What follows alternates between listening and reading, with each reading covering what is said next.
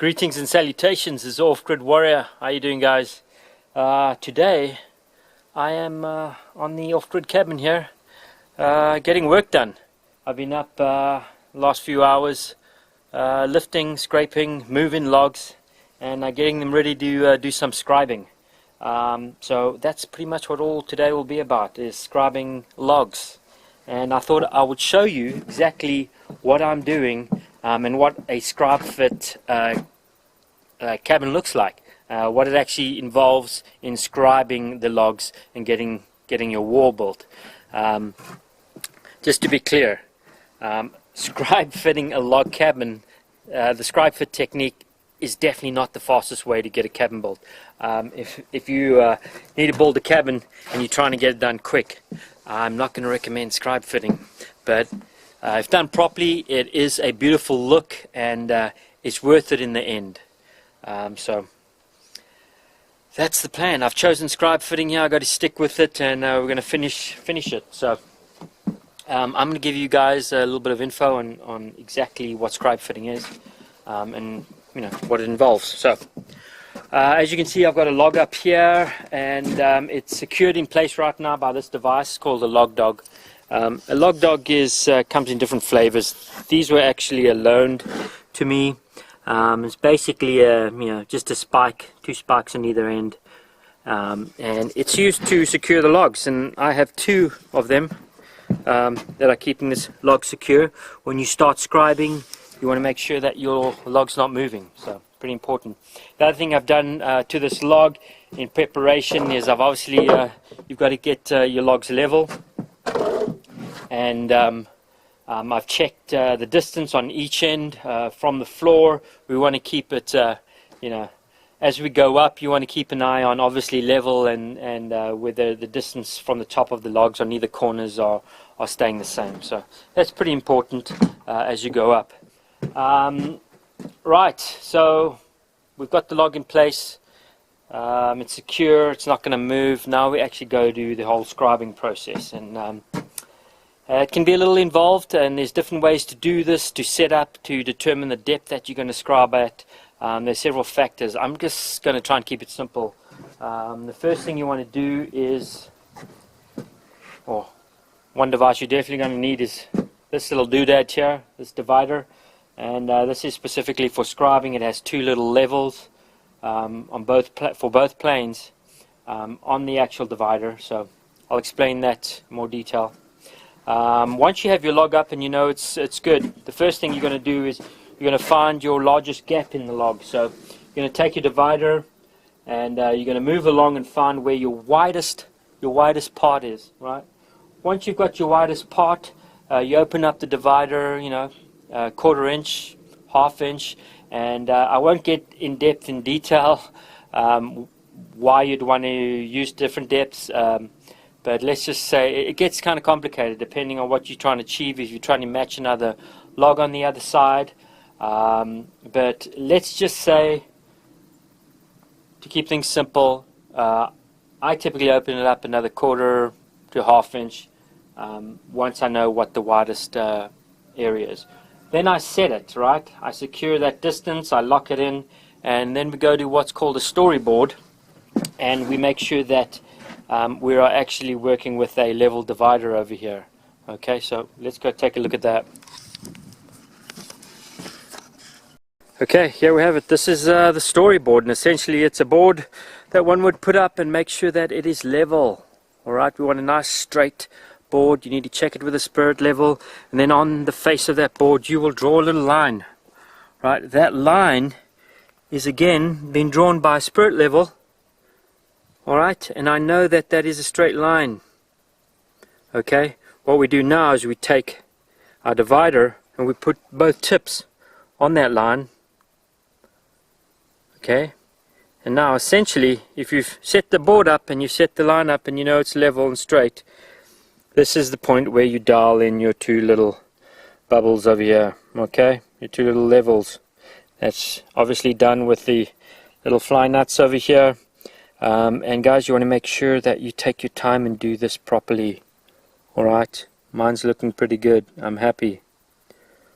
Right, so What do we do next? This is where the fun starts. We're actually going to go down there and start scribing. So get this right though. Very important that you take the time and effort to dial this in, secure it, tighten everything up once you've got it level. Very important step, guys. Okay, so let's get down there and let's start scribing. Okay, so one thing you're going to need, I'm going to tell you, is you're going to need some form of sprayer, right? You need water and be able to spray water onto the log. Why are we spraying water? Well, let me find my divider. Okay, back to our little divider here. The pencil on the end of this is actually called an indelible pencil, right? And basically what that means is that it requires water to release its ink. Why do we use indelible pencils? Well, the idea is when you scribe, you really want to be as light as possible. You don't want to be pushing hard. You want to be fairly accurate. So light feather touch is required. And if we were using a pencil, well, you would have to press quite a little bit harder using a pencil as we scribe. And, that could cause some inaccuracies if you're trying to press hard. Because you really need to be light, especially when you're moving around notches or little cracks or crevices. You want to be feather light, and that's the beauty of an indelible pencil. It allows you to be super light and it will release its ink or lead. The water, what we do with the water, and you could use, this is kind of a overkill for what we're doing here, this spray bottle, but I use it for numerous things. It's working well. We want to get the surface wet where we're scribing. And once we've got some water on there,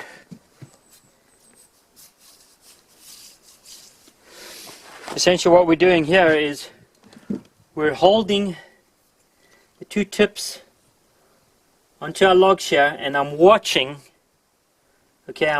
our level, right? So we're watching both planes on this device bubbles need to be between the black lines, and as we move and drag the pencil along, keeping both tips, the metal tip and the pencil tip on the logs, as I move along here, I'm watching the bubbles, and I have to keep those bubbles in position, right? Now, the more you do this, the faster you get. I'm still improving daily. And we just move along and we watch those bubbles. Okay? Watch the bubbles. Keep them level. Oh, and don't forget to breathe. Okay, so I'm not pushing very hard against logs over here. I can feel that I hit something here. You can see there's a little notch, and this is a reason why you want to have an indelible pencil. You just want to stay really light. You don't want to get caught up on little imperfections on the log. If I was pressing hard with a pencil, that's exactly what will happen. And if you make a mistake, the nice thing with indelible pencil is you can just rub it off with your finger and it's gone. Right, so that's pretty much it, guys. It's a slow process. I'm going to do the same around these notches over here. Typically I'll start at the end of the log, and I like to move in one direction. And when you're doing these saddle notches, you may want to work down and then maybe bring it up, just depending on how things feel to you. You can come up with it or down, and then you move along. And that's how we do this entire log. On the other side here I have a little platform. I'll be standing there and doing the opposite side. So accuracy is key here. At the end of this, if you're not feeling confident and secure about the line that you've just done, your scribing, you could run into some problems. You really have to trust your line, and that's why I say take time on that storyboard to dial this in, and take time and be accurate with the scribing process. Yeah, like I said, it's not the fastest process, guys, but you will end up with some really nice looking corners if you do it properly. So I'm going to get going with this, guys, and maybe along the way I'll get some more footage. and we'll talk a little more about this. And then of course after the scribing is the fun part. That's firing up the old chainsaws here and getting dirty. So I'll show you that process too, what we do to you know, after we scribe that line. What's the next step? So I gotta get working here. Right, later. Well, the sun came out here, and let's give you guys a little bit of a close-up on you know, what's happening here when we start scribing. I'm taking my time to make sure I'm level, and here we go. Both tips on each log.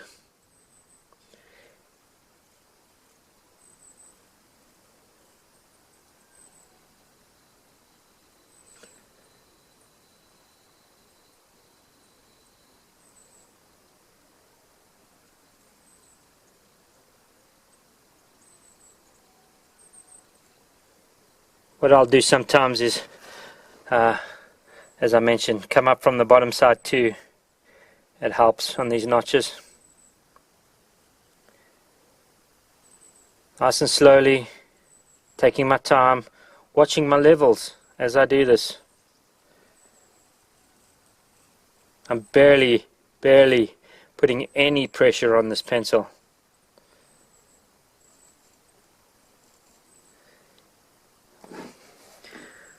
Okay, so we'll go at it from the other side.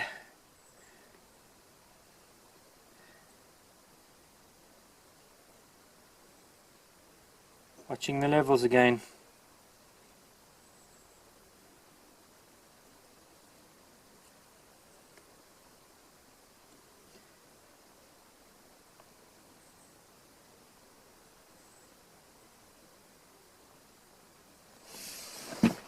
Difficult when you start getting this high to get the right angle. I obviously can't climb out on this side. I should probably set up a platform at some point. But I think you guys get the idea. Let's get you in close there. You can hopefully see that line.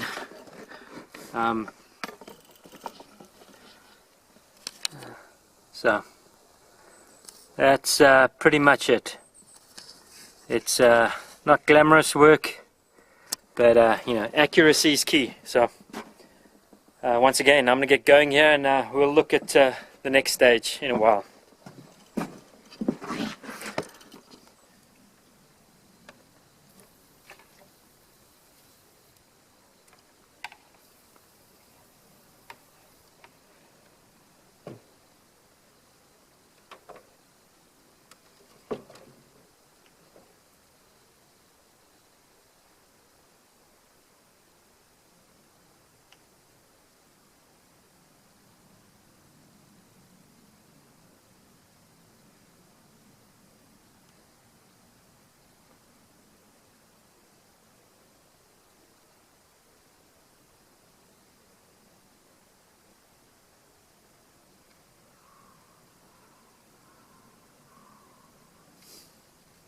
I tell you what, as slow and as time consuming this may be, I'd much rather be doing this than sitting in an office or a cubicle staring at a computer screen.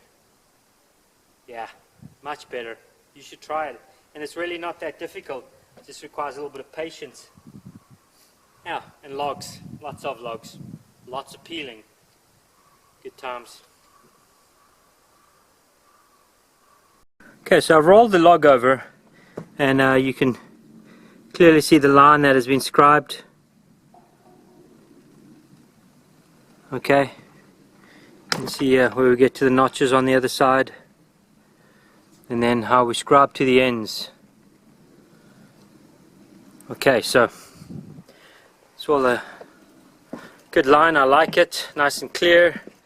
You know, sometimes you're going to get that if you're going over a dirty log, or the metal point is on a dirty log with a little bit of bark, and you know, always choose, later on you'll see what we do here, but I'm going to do a little bit of chisel work now, and we always chisel to the inward line, right? You never choose the outward line, because you know, if you're wrong, you can't add wood. You can always take wood away. So chisel to, if we, you know, sometimes I'll even get a double line by accident, and I'll always opt for the inner line because again, you know, we can't add wood once we take it away. So I'll just stay to the inside of these little wobbles over here. We'll chisel in the inside, and then we'll actually go to the chainsaw. So I'll show you what chiseling involves, and it may not make sense right now, but later on when we pick up the chainsaw, you'll know exactly why we're chiseling and what we're doing. Okay guys, hopefully you can see this, or see enough of what I'm going to do.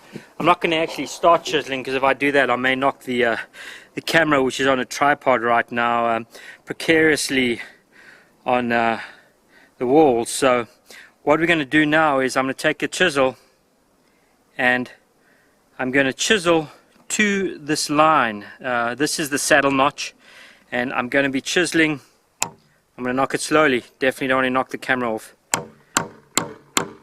We're going to keep on following this line on the saddle notch, chiseling around. Again, I'm chiseling just slightly to the inside of the line. Okay, so we just keep going around. I'm going to only be doing this on the saddle notch, not that lateral scribe. So just on the saddle notches, we'll be doing this. And once I've got around the saddle notch, I will then chip it out. Alright, and break it out, and I'll show you what that looks like. I'm going to do this on all saddle notches, right? On this side, on the other side, all of them will be chiseled, and I'll get back to you again when that part of it is done. Okay, so this is what your finished results should look like after you've chiseled, right? Remember, we chiseled in and down, and then what I did is I came at it and chipped those pieces out, right? And we went all around. Okay, just in the notches, just in the saddle notches. You can see there's nothing on the bottom. Again over here, same thing. Okay, you can see I've also done it at the end, on both ends, and that's you know, why we're doing this, guys, is to help us with the chainsaw. When we get the chainsaw on this and we start working and cutting this saddle notch up, having cut this out already with a chisel is going to help us to keep a clean edge. It's going to act as a guide. It's going to stop these ends from fraying up. If you ever run a chainsaw through timber like this, you'll notice when you get to the ends it tends to tear it up. So that's going to help us with those two things, as a guide and to keep the edges clean. Okay, so next thing I'm going to get this log at a better angle here so I can start working with the chainsaw. Okay, sorry about the light, guys. Hopefully you can see this. The object now is to get this chainsaw in, and I'm going to start doing cuts down like this. Alright, not quite to the end over here. I'm going to do several cuts, probably about ½ an inch distance between each cut through. And the beauty about this chisel mark, again, you can see it's going to allow me to get really close to that line, the scribe line, but I'm going to be able to stay away from it. I'm not going to tear up the edge because we've already chiseled that edge out. Alright, and that might be difficult for you guys to see. Let me try and hold that up. Okay, so it allows me to get in there without getting too close to the edge. Alright, I can put just the tip in there, work it really close to that line and downwards without tearing up that edge. Okay, it also acts as a guide. I can clearly see where that line is, where that edge is. Alright, hopefully that makes sense for you guys. Right now, I'm going to make some sawdust.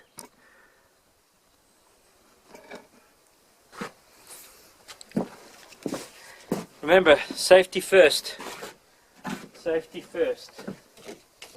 So they say.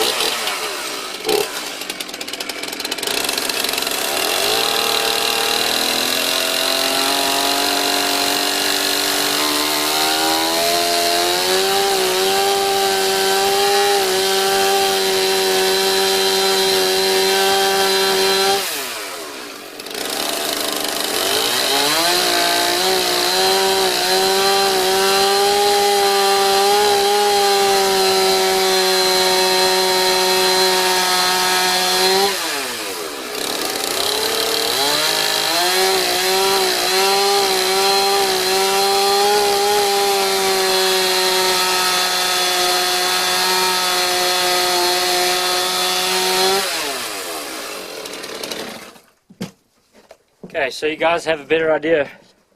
You can see what's happening here. See what I was able to do with the chainsaw is get really close to that line without fraying and tearing up bits of that edge up. Same thing there. See how close I am there? See how close I am there?